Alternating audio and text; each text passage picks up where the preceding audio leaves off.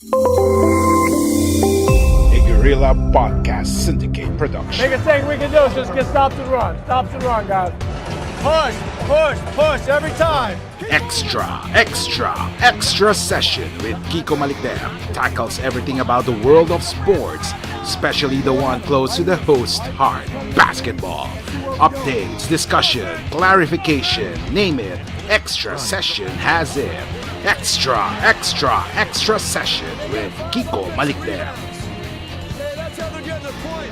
Okay, ladies and gentlemen, welcome to episode 21 of Extra Session with Kiko Malikdem here in Guerrilla Podcast Syndicate, Philippines. Today, we are very fortunate to have with us a former PBA player, last played for the Pure Foods franchise.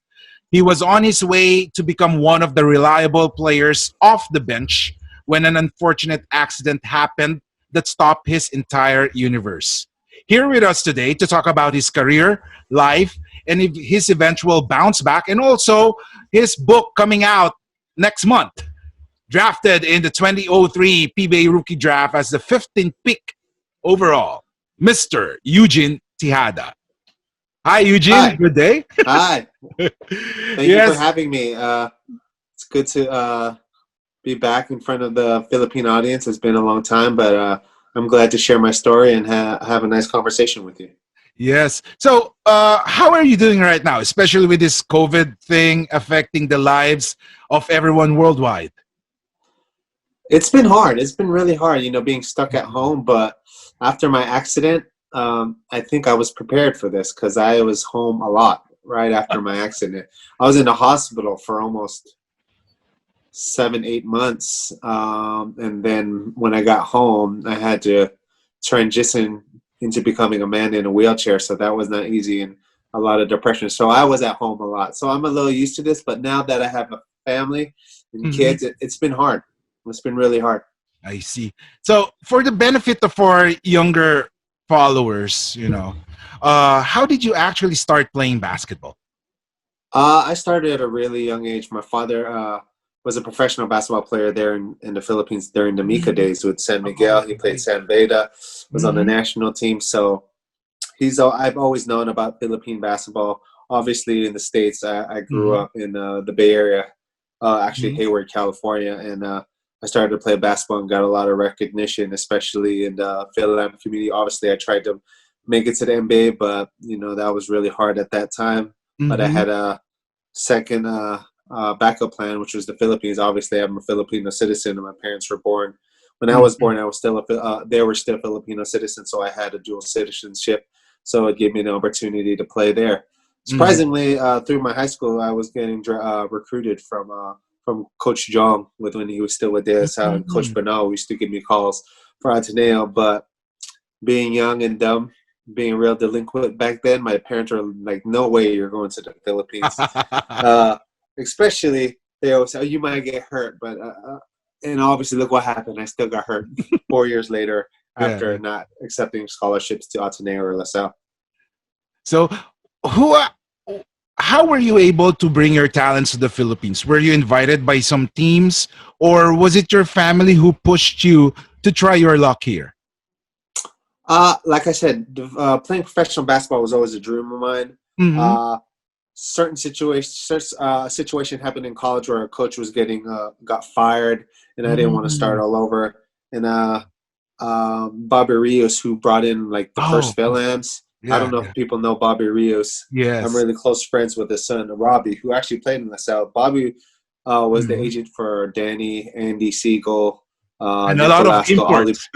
A lot of imports. So yeah, like back in the day, he was one of the first agents, and I told him I'm ready to go, and he goes, "All right, let's get this paperwork in. And you're legitimate. Let's do it." And 2 weeks later, I was in the Philippines. I see. So who do you actually look up to as your basketball idols growing up? No one necessarily in the PBA. I would say Scottie Pippen. That's why I wore the number 33. Coming from the Bay Area, I'm a big Golden State Warriors fan. So Tim Hardaway, Mitch Richmond, and Run DMC. Obviously, Run DMC and Chris Mullin. But definitely Scottie Pippen was someone I looked up to. Kind of I almost felt like I kind of played the same way. Yeah. I tailored my game around him, like really, can shoot, can defend, and an Mm, overall all around player. I So see. Scottie Pippen for sure. Okay, I see. Good to find out because basically, when you were playing, you got your playing time in Pure Foods. We actually got the glimpse of how you could produce, and basically, you're one of the reliable players of Coach Ryan Gregorio back then. Now, Yeah. you were drafted in '03 by Alaska, if I'm not mistaken. Yep. Like what I said, second round. However, you weren't an instant hit back then. What do you think Mhm. happened? How was the Uh, experience in the rookie season? the rookie season was really hard. This was the first time in my career or in my life, Mm-mm. just in college and high school, was never part of a rotation, never really set the bench, and it took a hit on my ego. And Mm-hmm. I explained it in my book where I put all my eggs in one basket. With basketball, I put everything, all my effort. I didn't concentrate in school. I don't have any other skills. I had learning disabilities, I had dyslexia and ADHD, so it was really hard. But I really flourished in basketball. But when I got to Alaska, it was a very humbling experience. And being young and having no family there, just being surrounded by the glitz and glam of Manila, the going out and Ah, stuff. So basically, instead of becoming a superstar on the basketball team, I kind of became superstar of the nightlife over there, and I I see. really lost my way, and I was Mm, very not very motivated, especially because I really tried really hard and I played really well in practice. mm, But being very young, Coach Tim had a lot of veterans ahead of me. They had John Arrigo, Rob Duat, yes. Mm-hmm. Reyno Hugnatan was my draft, but he was known already from, I think, was it NBA days? Yes, NBA, NBA. Oh wait, well he was on Coca Cola. I'm sorry, but no, I Mm-hmm. had Rob Duat, and I just never had an opportunity to play until I finally got to Pure Foods 3 years later. But I had a short stint in San Miguel, I which they wanted me to stay, but see. sitting behind Danny Siegel and Danny I was like, I'm never gonna play here. So let's get. And Coach John said, "So do you still want to get traded?" Yes. I see. So actually, that was my next question. You found your way to the Pure Foods franchise. I mean, it was a blessing in disguise as you were able to show your skills and get the playing time that you really wanted. So Yeah. basically, you were traded, right? Yeah, I was straight from San Miguel to Pure Foods. Mm-hmm. I was actually with Pure Foods the conference before as a practice player, just trying to make a team because I was traded to Shell, and then Shell debunked. There was no more Shell, so I was trying to find my way around the team, but just not having a name and not having an opportunity to show my skills. Mm-hmm. I just went to Coach Ryan and I said, "Hey, can I try out?" And he told me like, "Oh, there's no way you're going to make the team. We're full." But during that training camp and that preseason, I actually played really well, like where he had to sign me, and they were about to sign me. But since San Miguel owns Pure Foods, and San Miguel has seen the practice games and all the preseason, they said we'll take him. And then Coach Ryan said, "For what? For nothing." Robert Nong said, "No, Eugene's going to San Miguel because Don Ontiveros was injured at the time, and they Yes. need someone to spill to be there for a little bit." But I did play a little bit for San Miguel, and I started to show my game. But then once Don came back, right back to the bench. I see. So So and it then was really hard. It was it, really hard. But then, I, as to finish the story, I get to San Miguel, Pure mhm. Foods. I'm sorry, and then I didn't play the first two games, and I kind of mentioned something, and I said something where it got back to Coach Ryan, and he goes, "Oh, I think you have a problem with my coaching skills." I said, "No, we were getting blown out. Had a game again in Hong Kong versus Talking Text," and I'm like, "No, I was just telling Coach Pat, like, we were getting blown out. You didn't even give me a chance, you Uh, know." And then he said, "Okay, so next game you're gonna start." I was like, "Oh, okay." And that first game I ever started for Pure Foods, I was player of the game, and I never set the bench after that. so it was, It was everything fell. I mean, yeah. I always knew I can play, and especially if a coach gave me a confidence, mm, I knew I can play in the PBA.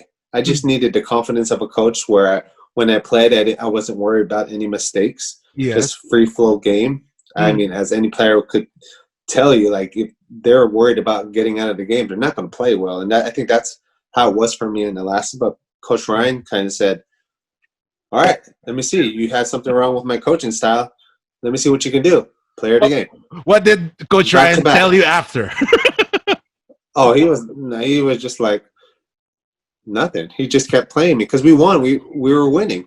You couldn't take me out. But then I had an ankle injury, and then my first game back from the ankle injury was the game on Mother's Day 2006 where I broke my neck. Oh, now we're going to that. Incident right now. So all of this basketball dreams came to a halt May 14, 2006, Mother's Day in Aris Center. Could you still recall the sequence of events that led to that accident? What was the feeling at that time, and how actually did you feel? Okay, yeah. So we were getting blown out by in the fourth quarter. But if we would have won that game, we would into semis. But like I said, I was coming back from an ankle injury, and Coach Ryan even asked me, "Do you want to go back in?" And I'm like, "Yeah, let me get my wind back. Let me get the rhythm back, even though we're losing." So, and I played well. When I went back in, I scored like maybe I think 2 or 4 points in a row. Yeah. And then a minute later, after my last basket, I went up for a rebound. Roger Yap was driving into the lane. He got fouled.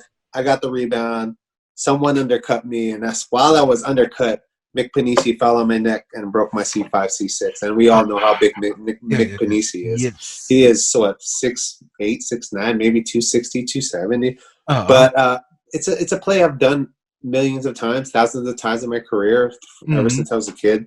You know, you scramble for the loose ball, and he just landed right on my neck. I think he hit the perfect spot, which broke my C5, C6, which felt like just like I use this metaphor a lot, like how a computer crashes, like or short circuit your house. So like you short circuit your house. That's what it felt like. I felt like my hands were by my feet, and my feet were by my ears, and a lot of electricity. Our body is electricity, so you can feel like shock moving, and all of a sudden it turned off like a light switch, and I couldn't move a thing.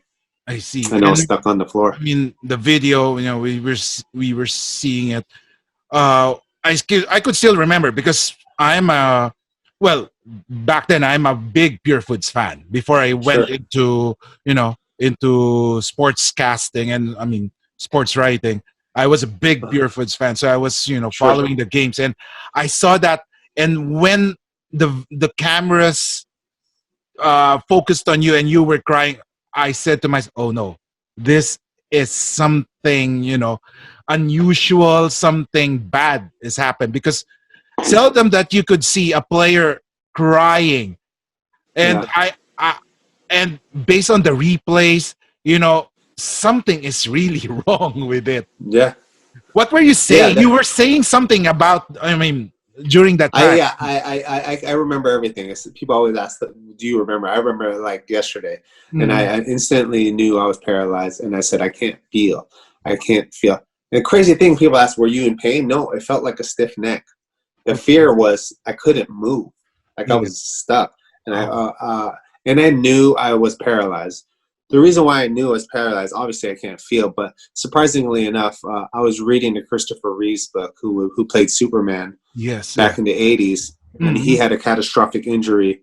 He was horseback riding. Yeah, and he was basically decapitated by his horse, and he was paralyzed. And I was reading that book at that time.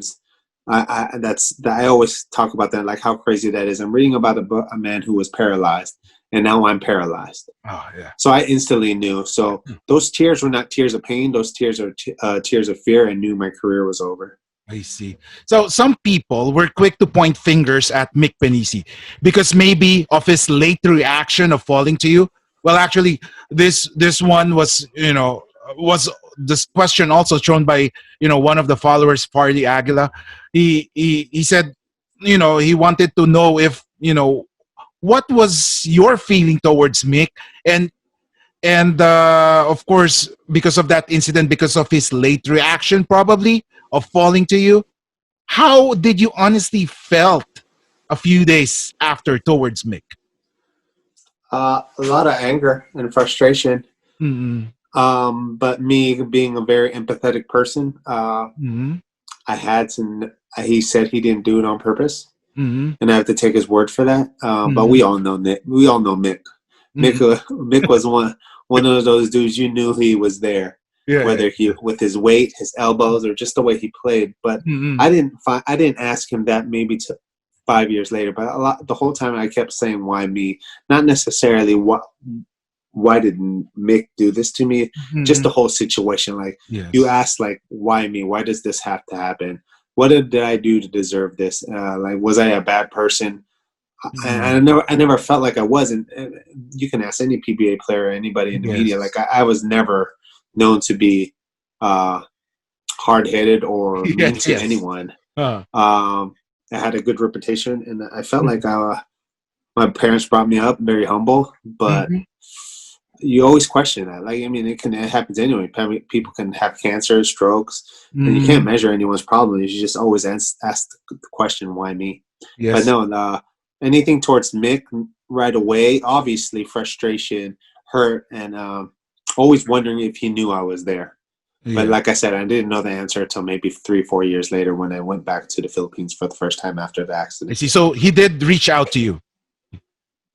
He did not necessarily reach out to me. A funny story. Tony Delacruz, who I became really close after the accident, told me a story how he was on the national team with Mick and Kirby, and they were sitting in the back of the plane, and Kirby had asked him out of the blue, like, "Why did you do that to Eugene?" And then Tony sitting in the back like, "Oh, right here." And then he goes, "What do you mean, Kirby?" Or like, "What do you mean? Do you think I did this on purpose? I didn't do this. I didn't know he was there." But you have to question that just based on Mick's reputation. And then when I came to visit, Tony had told me that story, and he said, "Would you want to go to Mick's house?" We were having dinner. It was me, Willie Wilson, and Brandon Bly. Yes. We all went to dinner, and he just out of the blue, Tony asked me, "Would you want to see him?" So he texted them, and they were like, "Yeah." He said, "Yeah, come over." Then we talked, and I asked him, "Hey, man, I have to ask, did you know or did you do it on purpose? I mean, you can tell me the truth, or just tell me the truth." And he said he didn't know I was there. Now, do I believe him? Of course. I have to take his word first, or else I'll be prisoner to this unforgiveness forever. Yes. And if it's his issue of lying to me, which I don't believe, but if it was his, this is my thinking back then, that he has to carry that for the rest of his life, not me. Yes. Now, after that accident, your basketball dreams obviously were shattered. And thinking, I mean, what were you thinking when you woke up after that accident? I never passed out. I remember everything, every situation. Going in, being on the floor for so long. There was no ambulance. There was a typhoon. There was a typhoon, and their ambulance left. And I think now on the road, there's always an ambulance now till this day at the PBA games. Probably because of me. Because, with a spinal cord injury, every second counts. Yes. Anywhere else in the world, I believe, I mean, I'm not going to point fingers, but I believe that if I would have got hurt anywhere else in the world, they would have helicoptered me somewhere. Yes. But that was not the case in Manila. Did you have some bad feelings on that day before going to the venue? Or you have eerie feelings that... Eerie feel? Surprisingly, yeah. I didn't have eerie feelings. Yeah. But it was a Sunday afternoon game in Antipolo, and I didn't do my regular routine of going to my diner where I have breakfast every morning. The same waiter he knows my meal. He gives me the remote for the TV. It was Mel's. Is it Mel's Diner? Metro Diner. Is it Metro or Mel's Diner? It's probably not there anymore. In Rockwell, I would go there, and then after that breakfast, I would go and get like a dessert from Starbucks. Yeah. And that day I didn't do it because my sister was graduating from college, so I gave them a call instead and talked to my family instead of going to breakfast. And my girlfriend at the time was there at my house, so I was just like, let's just skip it this day. And not an eerie feeling, just I didn't go do my usual routine. Yes. And I always thought about that, like, why did what if? Yeah. Why didn't I just go to breakfast over there? Yes. I do it every game day. So nothing eerie, just broke my superstition. Yeah.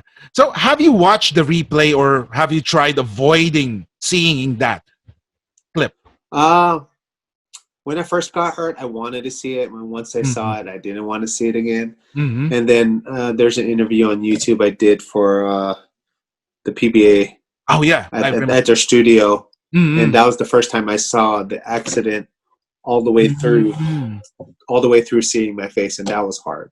I see. And after that trip, I didn't see it again until maybe maybe a couple months ago, when I was like, all right, now I got to write about it again. So I watched it, and it's still painful to watch. And I just shared it on my Instagram and Facebook.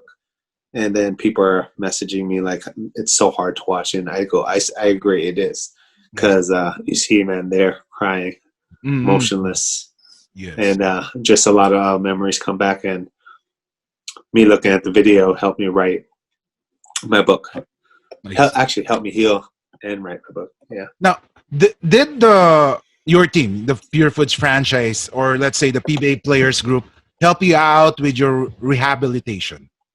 Pure Foods is great. They accommodated me. They paid for the surgery. You know, I wasn't a high-paid player, and you know, they treated me like I was one. You know, I think the next year I would have been one of the high-paid players, because we've already talked about that. I already knew I was going to re-sign with Pure Foods because I was having a great conference, and they were talking about me being most improved just from that one conference, because I was averaging 0 to 15 and 8. Agree. Yes. Yeah. So, I mean, we were already talking. There's no way they were going to let me go. But yeah, no, it was. What was the question again? Sorry. Well, I mean, did the Pure Foods franchise Oh yes, they took care of me. Great. They flew me back to the States. But after that, it was all on me. You know, that's the hard part. Going back to the States with no insurance. They gave me a little bit of money. There was a foundation, that started by Sarah Myers and Jackie Forrester, LJ. Yes. A lot of my artista friends and some of the PBA players did a fundraiser, and they raised maybe, I think, $20,000 to help with my rehab. And I think Pure Foods helped me a lot while I was there. Yes. And this $20,000 from my friends that were in the industry did a fundraiser and and I think they played a celebrity basketball game. I'm pretty sure they did, and they called it Step by Step Foundation, Eugene Tejada. And I'm forever grateful for them to help. But after that, it was all on me, and that was hard. I made pretty good money, but when you get hurt and going back to the States with no insurance, I lost all that money. Yeah. Basically, you decided. You said you went to the state after a few months. Was this the recommendation of your doctor or a family decision? It was my decision. There was no way. I was seeing what potential kind of therapy there was in the States compared to Manila. I had to go to give myself a chance. I think I remember Pure Foods saying, if you stay here, we'll pay for your therapy forever. And maybe like a contract. I think that I think they did that for me, but I was like, no. So they cut me a check, and they said, all right, well, this is what we'll help you with if you're going to leave. So I left. I decided to leave, and tried my best in the States. But then once I got to the States, I realized they weren't training me to get better. They were training me to basically be in a wheelchair. So that was hard. So basically, yes. I knew my career was over, but there was always that little bit of hope. But when you see the kind of training that they're actually training you to do, you're like, oh, this might never get better. I see. And yeah. So this is a personal question, but sure. What could have been done differently at that time of that accident to somehow lessen the impact or pain you had? Like I said, no ambulance. Yes. When you break your neck, every second counts because blood rushes through the spinal cord, and it kind of floods the nerves. And then I think every second that went by, scar tissue developed, and that's what I was stuck with. And I've miraculously healed a lot. Yes. Compared to what the doctor said, 4% chance of ever walking. I walk now with crutches. I always imagine, like, what if their ambulance was there, or what if there was a helicopter to take me? What if I had immediate attention? where would I be? Yes. And we'll never know the answer to that because there wasn't one. I think I'm not sure. I'm just trying to recall things, but I think Governor Pardo, Rene Pardo, was very frustrated because there's no ambulance in that area, Yeah. and it was Oh yeah, I forgot to tell one part of the story yeah. that the team officials brought out some plywood and said, "Let's just put him here and roll him back to the Oh no. to the locker room so we can continue playing." And Mr. Pardo and Dr. Sanchez, Rafi Sanchez of Pure Foods, Hmm. said, "No, we can't move him." Yes, yes. And thank God they didn't, because who knows if someone tried to they tried to carry me with plywood and accidentally dropped me, you know what, I could have actually, if it was just maybe a centimeter or maybe half a centimeter higher, Yes. I could have suffocated there. You know, I would have lost Mhm. my ability to breathe, I because see. I think that's more of the 2, and I'm only what 5'6", so that's like less than that. So if I would have, if it would have hit there, I would have died on the floor. I see. Yeah, because I could, you know, I saw Governor Pardo kicking something because he's very angry, like something like that. Be- That uh, was the plywood. yeah, yeah. So thanks for clarifying that, because you could see he is very concerned with what's happening to you. Uh, Yeah. so were you able to talk to your former teammates about it? Did they reach out to you and ask how are you Uh, doing? Yeah. um, as teammates wise, Mm-hmm. the only person that kind of kept in contact was Kirby. He actually even came to the States and visited me at the rehab center. Mm-hmm. Right after the season, he came, and Mm-hmm.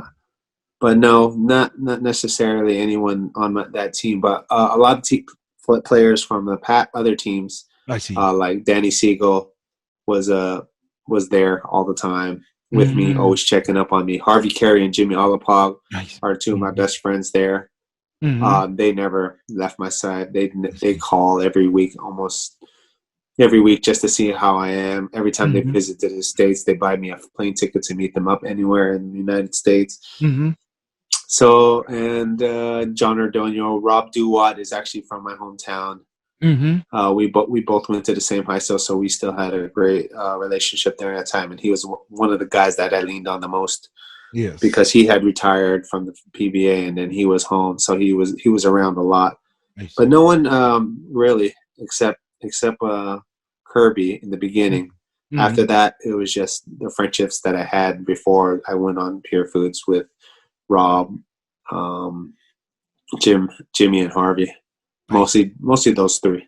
I see. And Tony. And once I visited the first time back, me and Tony Dela Cruz had a really good relationship.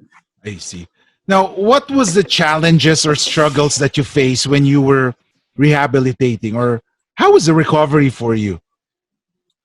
The recovery was really hard. Mostly not the physical aspect. It Mm-hmm. was more the emotional, the loss, the anger, the pain, a lot of the emotional stuff that I had to deal with. Nothing really the physical. I knew that I was paralyzed. Mm-hmm. I only can try my best to get better, and but more than anything, it was the emotional healing Mm-hmm. that I needed to. That was hard. I was very depressed. My girlfriend left me in a cruel way. I mean, it'll be in the book. I don't really want to talk about it. Yeah. But yeah, she left me. I was seeing my friends do well, and a lot of jealousy and hate, because I felt Yes. like that should have been me. I Yeah. should still be playing. I was in my prime.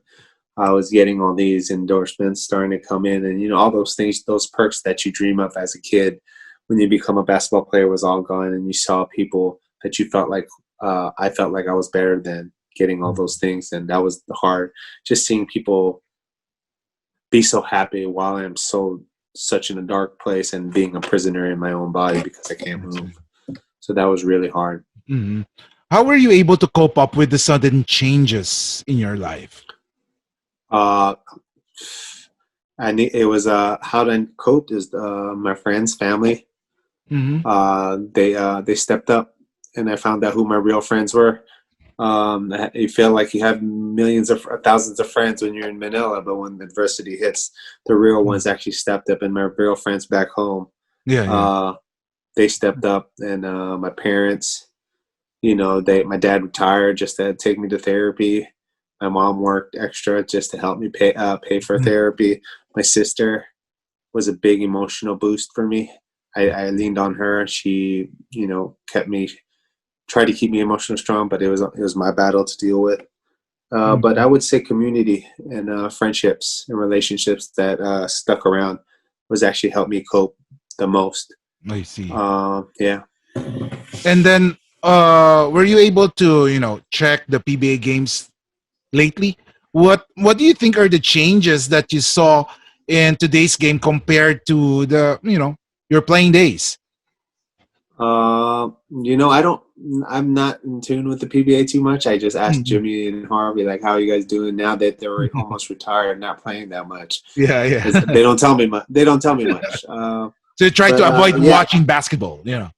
not. I don't avoid watching. I watched it. There's a Laker game on right now. Oh Yeah, wait, I right need now. water. So no, I love basketball still, but just PBA, I kind of like went away from it because it was hard to watch. It was hard to see Mm, people doing well, and I I see. hated that. And the hardest part is I hated to be a hater. You know Yeah. what I mean? Do you know Yes. that what I'm saying? Like, I don't want to hate that they're doing well. It's just It could have it been was you. so hard. That should have been me, but Yeah. it was so hard because I has such an unfortunate incident that Hmm. never happened before, and it still hasn't happened since. Except I think I heard one person in Cebu was playing against Alaska. I think Woodrow Enriquez, maybe. I don't know. Okay. He got paralyzed as well during a Woodrow practice game. Enriquez. Yeah, yeah, yeah. Yes. So Mhm. yeah, so it was just a freak accident. So it was hard to see people Yes. do well when I was stuck in my depression and dark days. How are you ever? I mean, it's obvious. Obviously, you will feel bad about yourself. A lot of what ifs, and like what you said, depression kicks in. Hmm. How were you able to, um, avoid, avoid it or beat depression? I know it's pretty hard, but it seems that you have a formula for you to to defeat it, something like that. There's a formula for everyone. They just have to tap into it, and I found that in Jesus Christ. I wasn't looking for my faith. My faith Mhm. found me. I was Yes. actually working with a clairvoyant in the new holistic, new age kind of feel because for some reason I didn't look to Jesus first, but she taught me how to meditate and learn how to be still. Hmm. And as I was meditating, when she taught me, and I heard a voice like how we're just talking right now. I'm the one Hmm. healing you, I and I see. was like, "What was that?" Right? Like it was like, "What was that?" So Mhm. then for some reason, I had a Bible given to me from the Philippines. So many people visit. I don't know who gave me this Bible, and I opened to the Bible for the Mhm. first time in who knows how long, and it opens up to Jesus heals a paralytic, and I felt Mhm. like God was talking to me because He's the one that was healing me. And then, like I said, I healed a lot those first few months when I got back to therapy, but I wasn't really trying because I was so depressed. But I was Mhm. healing miraculously. I Like I see. was starting to stand, I started to walk, and but not anything to do with me. So when he said that, he was the one healing me. Mm. So that's when I found my faith. I see. So that's the formula. Mm. I see. Now, what kept you busy when you were on the recovery stage? What are you doing right now? Now Yeah. like Yes. this time, Hmm. 14 years after that, I'm a stay home dad. I'm I a stay see. home dad. Hmm. Me and my wife move around a lot because of her job, I see. and we don't have family around, so I stay home. Hmm. Especially during the pandemic, we took the kids out of school so they can stay home. So I had to stay home. But I before see. that, I was driving Uber, just Oh, a I driver see. for Uber.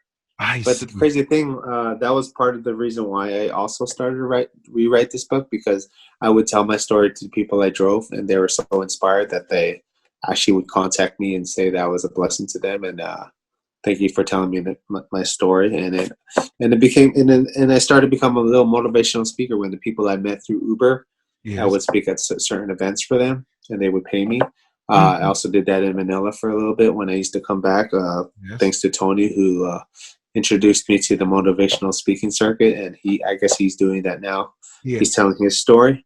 But yeah, so during there now, that's what I've been doing. But now during this pandemic, it gave me time to actually really heal from all the trauma that I was still carrying and write this book. And that's what I share in this book is actually my healing journey in these pages I wrote. Now, if the accident didn't occur, how long do you see yourself playing in the PBA? My goal was at least 10 to 12, 8 to 12 maybe. Yes. You know, so that was my that was the goal, but obviously it ended at 3, almost 4. Okay. Now, would you, you said you have children already, right? And would you encourage your children to play basketball? Oh, absolutely, man. This is a freak accident. I would love to see them play. And I would love for them to carry that on, but I wouldn't force them to, because they might ask one day what happened to you, and that's how I got hurt playing basketball, and then who knows, they might not want to play, but I would never push them to play. No, but I would love for them to. Now, was there a time that you thought of giving up, considering it's not an easy to accept that that your dreams suddenly came to an end? Oh, absolutely. Yeah. Absolutely. Absolutely. I wanted to give up so many times. So many times. I want to actually, I tell in the book, or I've told this in different interviews, I even tried to kill myself with taking all my pills. It was that bad. It was so dark that it was around the time my girlfriend left me at the time. I knew my career was over. I just didn't see it a light out. And then I almost did it. I had so many pills right next to me, and I just wanted to give it up because it felt like my life was a movie. You see this stuff in a movie, but I was actually living it. And yes, I've always wanted to just stay asleep because when I was asleep, I would have dreams, and I was happy during my dreams. And there's days I woke up crying. So definitely, I wanted to give up. Okay. Now you have written a book. Which is due to be released by next month, October. Yeah. Can you share it to us? What is it all about? It's all about my journey. Journey about how I fell in love with basketball, how I healed from it. We sometimes, my biggest failure I talk about is not knowing who I was outside of basketball. I put all my eggs in one basket. I was, like I mentioned earlier, I had learning disabilities, so I didn't really try too hard in school or any academics or any other skills. I only concentrated on basketball, and I put everything in that, and it was stripped away. And I didn't know who I was. And obviously, after that was stripped away, I became a quadriplegic, a disabled man, and that became my identity. And I think the process of writing this book, this is actually the third time, was I had a vision 2 years ago on my birthday. Of a light trying to shine, and I was having dreams of trying to shine, but I had so much trauma on me, and trauma, even accolades that were covering me from showing who my real self was. So I write about shedding all these things, and I write about forgiveness, and I write about my faith, how I found my faith, and it's basically a journey, almost a guide to help people go through their own problems, especially with this pandemic. We are all prisoners at home right now, so might as well lean in and kind of heal whatever you think. You should sit alone and kind of do the work to try to find that healing that you still carry. You said you started. I mean, this is the third try that you have for a book.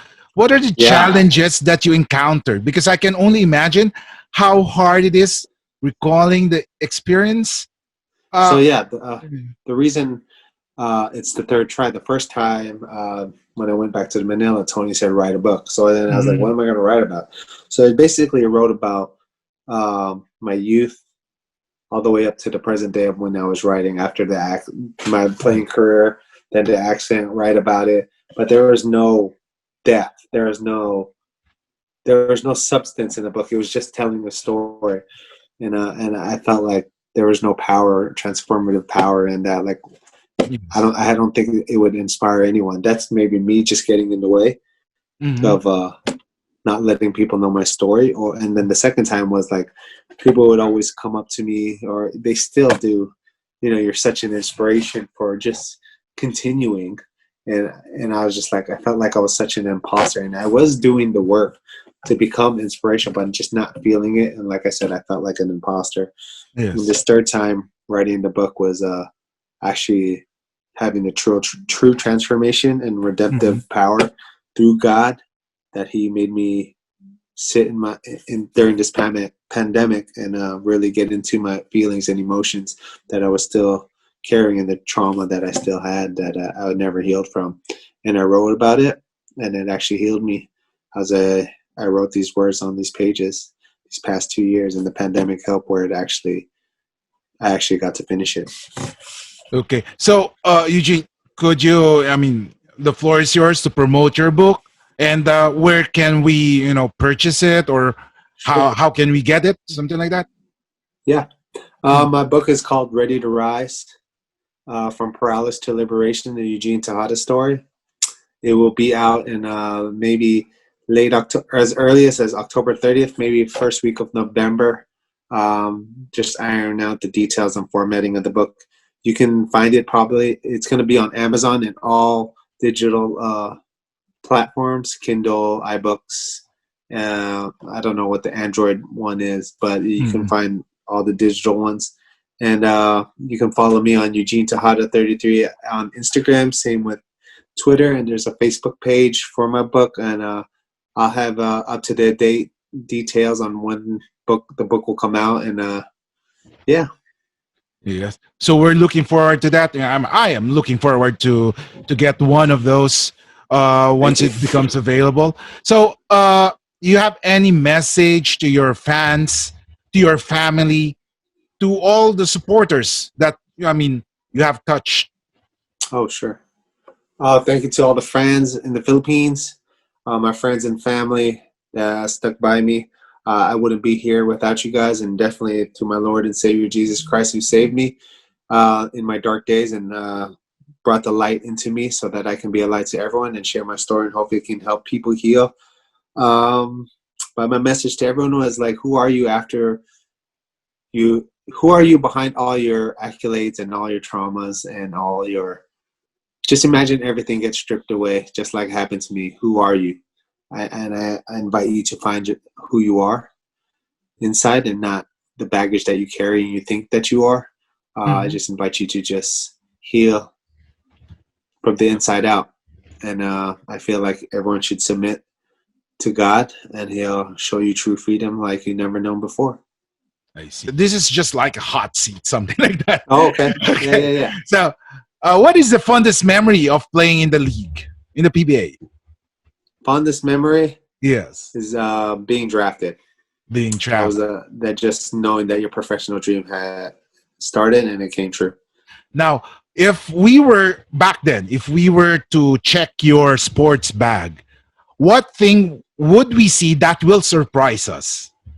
Candy. I had a lot of candy all the time. Gummy bears. I was a big gummy bear guy. I Is always it had something gummy. is it allowed?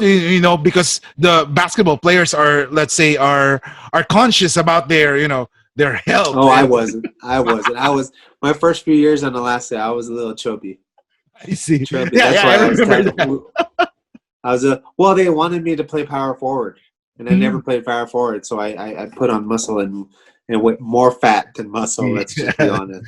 And But yeah, I could still remember that because you're standing 6'5" and of course, if, in the Philippines, if you stand 6'5", you would be more on the front court already, power yeah, forward center. You seem to be fit. What's your weight right now?